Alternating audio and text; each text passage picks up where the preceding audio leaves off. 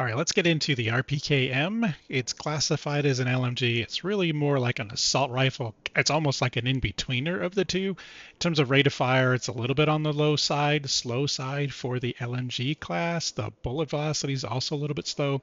Claims it has a 33 damage model. You really need to be less than 10 meters to benefit from that. But really the 20 to 0 to 20 meter range, it's more going to be like a 27. So in terms of bullets to kill, it's pretty much on par with everything else, but with its slow fire rate, it is a little bit harder to use, and I tend to lose a little more of the gunfights with the RPKM compared to some of the other things. So let's dive a little bit further into how the RPK can be used and some funky attributes that it also contains. Let's jump into the firing range a bit and talk about its really rate of fire and its fire pattern. What you're listening for is like a 1 2 3 bullet. It's going to go like 1 2 3 1 2 3 1 2 3. So I accomplish that by doing like short presses and pulling down to try to control. So 1 2 3 1 2 3 1 2 3 1 2 3, and I'm doing like just short presses and pulling the mouse down, right? And so if we let's reload a quick second here. So same thing, you're looking for like 1 2 3 1 2 3 1 2 3 1 2 3 1 2 3 1 2 3 1 2 3 1 2 3. And that's the most consistent way to like tap fire this particular gun.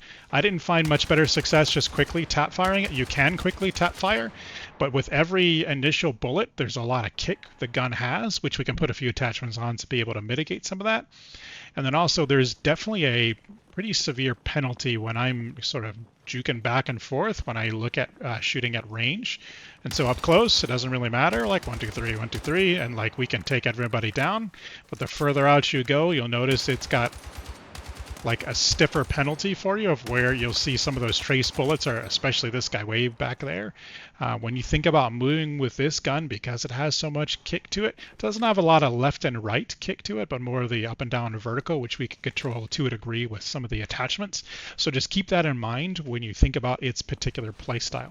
So let's dive into some of the attachments and where we can make some good use of this. I do want to spoil a bit of the surprise. What's interesting about this gun is if you want to spend all the points on synthetic, look at that jump we get for the headshot damage of 1.75. So if we put that on, when you think about how many bullets to kill, right? So 27, 55, right? Right, we've got that 5 bullet to kill if we're just doing headshots. Now if we do 1 body shot, 2, 3, right? Notice that that headshot multiplier, all it requires is like 3 body shots and then pulling off the headshot, and you're done, right? 1, 2, 3, and then headshot, he's gone. So you could, if you want to, spend the additional points to get synthetic, and if you can aim for kind of like chest level and let the gun's natural upward kick take you up in the air a little bit and hopefully pull off that headshot, you can definitely drop one of the bullets off in terms of your time to kill. So before we dive too far into all the attachments, let's talk about controlling some of the recoil for this particular gun. All right, so here are the different recoil patterns, starting from the base recoil pattern with no grip whatsoever, then the slight grip, and then moderate, etc., all the way on down. And so when you think about how the grip is affecting the recoil pattern for this RPK, it seems like with no grip, no control whatsoever, we've got a fairly decent bit of spread. The slight definitely helps. You can see that good comparison. But then once we get past kind of like moderate control from across the room, yeah, it does help. I mean, every little bit helps, but I would say really it's going to come down to the further away you're engaging your enemy, the more control the grip is going to provide at keeping your bullets in the middle. When you're in kind of short to mid-range, it seems like as long as you go with a slight or even the moderate grips, those would be fairly reasonable to help you control the pattern for this particular gun. All right, let's talk a little bit about the barrels. In terms of barrels, I mean, the basic, the heavy extended all cost the same. I can't find a compelling reason to tell you not to use the heavy extended. That's pretty much standard on most of the assault and LMG type guns. There is a use case for you to think about using the Tabuk, if I'm even saying that particular right. Because if you're thinking like, hey, I've got that I'm losing some of my gunfights because it's taking me so long to draw my gun. I need a little bit of help with the aim down sight speed, right? You can keep the fast muzzle velocity. You can jump up to this particular barrel. I did notice a bit of a change in my very long distance shots. Those opening couple of bullets that I'm firing, having the handy extended barrel for whatever reason helped me a little bit, keeping those shots a little bit more on target. So I'd say you might want to just try both of them out and see which fits you. In terms of the short barrel, I couldn't notice a huge difference in my moving back and forth when I'm aimed down sights, like if I'm moving while I'm aimed down sights, where this barrel really paid off because I lost all that bullet velocity. I mean, you're talking 837 down to 536. So I would say if you need the bullet velocity, which in most cases you're going to need, unless you're doing extremely close range fighting with it, go with the heavy extended, or even you may want to try out the extended if you need the aim down sights speed and you're burning a lot of your other points using some of the other attachments that we're going to dive into. All right, in terms of muzzles, we have some interesting effects for muzzles. If we look at the base fire pattern, like if you just do full auto, that's what it's going to look like. And then when you put on the brake, you see there's a pretty dramatic drawdown in the amount of vertical recoil you have.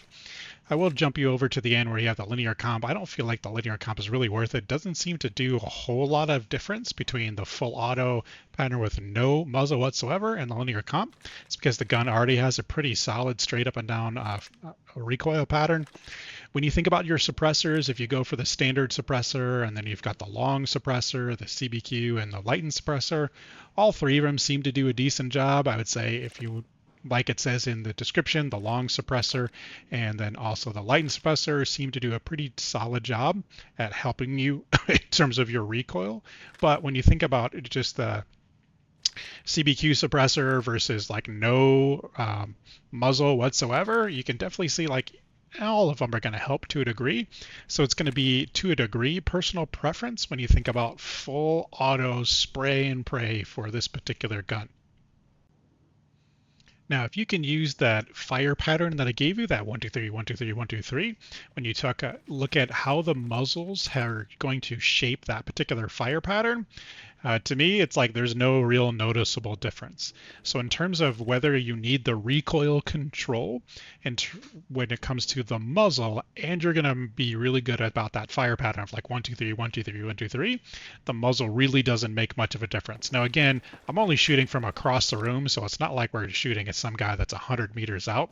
So I would say it isn't, a bad idea to grab a suppressor of some sort just to help you a little bit with the fire pattern. But if you're worried about having recoil control strictly from the muzzle, I don't think, because the way we're using that fire pattern, it really is going to make much of a difference at all. So think about how we want to spend our points elsewhere. All right, so let's put it all together and think about a couple of different builds you could use to really maximize how this RPK works. Now, that being said, one option you can consider doing is if you want to get that extra headshot damage to try to take one of those bullets to like time to kill off. If you can pull off a headshot, I don't do a lot of headshots, but I have used this and you definitely notice a difference as time goes on. It's not going to be every single time, but every 6th, 7th, 8th guy that you're taking down, you're going to notice you tend to pull off that extra headshot and get one less bullet you needed to kill. So, and a way you can do it is, all right, we'll just go with a standard suppressor because we're going to use that good fire pattern. We went with a heavy extended barrel because we wanted that increased bullet velocity in case I need to shoot somebody far away. We're going with our standard 40 round clip, and then we've got the synthetic bullets. And then I went ahead and said, let's just put the ribbed vertical, which is pretty much my go-to grip. So it gives me a little bit of recoil control in case I have those panic moments where I am going to be, holding down the trigger. Again, if you're really disciplined with this gun, because the recoil pattern is so easy to control, you don't really need a grip. We could swap the grip out for something else. So in this case, if we drop out the grip, you could say I'm going to go ahead and grab the blue laser, and then that'll help accommodate when I'm trying to move back and forth. And then likewise, another augment to this is we can say we're going to switch out and go to like the 40 round fast. I don't recommend going to the 60 round or the 75 round. They're just way too expensive in terms of like what they give to you. You definitely can grab the 40 round fast. I would say it certainly helps to a degree. If you're really worried about like losing out on some of your gun battling and you don't want to do the 40 round fast. If you drop down to the 30 round fast mag, it's also going to increase your weapon handling. It actually drops your aim down sights time a bit. So think about flipping between any one of these three sets of bullets if you feel, magazines, if you want to go ahead and drop the grip off. So definitely an option for you to consider. Another build that you might want to think about, this is, for me, it's more of like a making sure I can control the recoil as much as humanly possible if you're going to do a ton of like full auto firing. Again, I don't recommend it, but it's going to have the standard, light and suppressor. We're going to have the heavy extended barrel. We need the full-on classic vertical, and then we're going to use just the basic bullets, the basic magazine. So again, if you're just going to be holding down the fire button, you don't want to learn that fire pattern, then I would say go with some recoil control. It definitely is going to help. But again, I didn't notice a massive difference between the different grips. Once I went past the ribbed vertical, I don't see a massive jump in effectiveness at controlling the recoil between the three, but I would say you might want to use it all on your own to give it a whirl and see if that is the case. So another build that I made for this particular one, which is really thinking about how do I go about accommodating for the fact that I tend to like move back and forth. And again, you'll see where I put the synthetic on. I have just the 30 round mag, which again, I have enough extra points where I could go up to the faster mag. I could, do the 40 round fast if I want to, because it all centers on making sure I have room for the blue laser. And again, it shows just the standard old suppressor because I'm going to use that firing pattern over and over and over again. And I found pretty solid success with that particular build. So those are a couple of different builds you can think about doing. Again, it really centers on, do you want the synthetic ammo and you're going to try to pull off the headshots? Then you need to devote your additional points there, get a basic suppressor of some sort. The heavy extended barrel doesn't cost you anything extra. Then I would say choose either a grip that would allow you to get to like a 40 round fast magazine or the 30 round fast, or drop the grip and then pick yourself your blue laser. Those seems to be kind of the two builds I kind of vacillate back and forth with. Because this gun's more of an assault rifle, I tend to be close to medium range when I'm firing it. Therefore, I tend to be moving back and forth, and that's why I find the blue laser sometimes comes in handy if you need a build that goes that route. Whereas when I'm trying to do a mid to long range, which is not where ideal for the RPK, that's when I tend to find, well, I'm stationary, so the grip tends to play out a little bit better for me. So hope that helps in terms to think about some of the different attachments you can use and ways to build the RPK.